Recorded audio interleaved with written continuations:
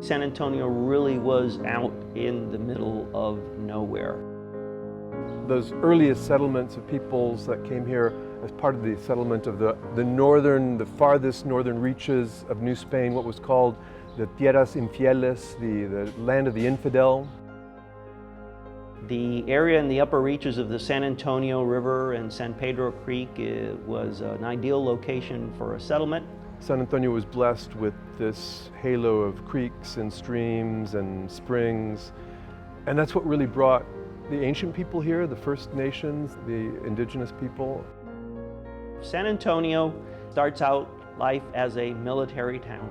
The plan was not only to provide a presidio or a garrison with soldier settlers, but also missions. The reason for the missions was to take the local population of hunter-gatherers, bring them into a sedentary lifestyle in a village setting, teach them the rudiments of how to become good Spanish subjects, and thereby add to the Spanish colonial populations.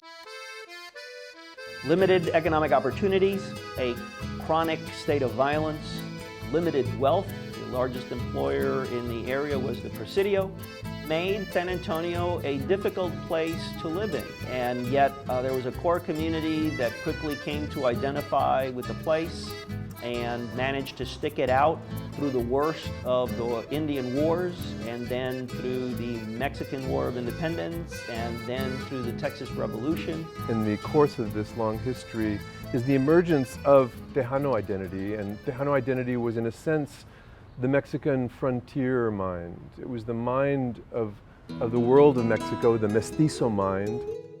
Some Tejanos managed to move into the realm of the Spanish, European, and therefore acceptable white world. Others became simply Mexicans. And so what was lost in the course of the 19th century and well into the 20th century was a lack of appreciation that these people had formed the core of the community for 100 years before Anglo-Americans came along. And that being a Tejano was not the same as being a Mexican.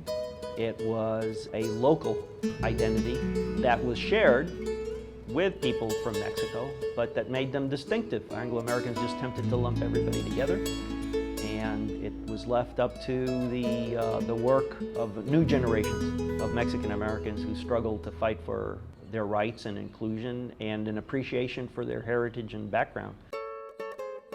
But San Antonio has this unique quality of being connected both to the epic of the American Republic and the story of Mexico. That meeting place of these stories has created this engine of creativity that is typical of San Antonio today, the community of artists and creative folks that have chosen this place as their home. So I'm thinking about San Antonio a lot these days in terms of being a capital of what America's becoming. Even though we are 300 years into this story, we're only beginning to come to terms with the meaning of that story. And so I think of it as the capital of America's future.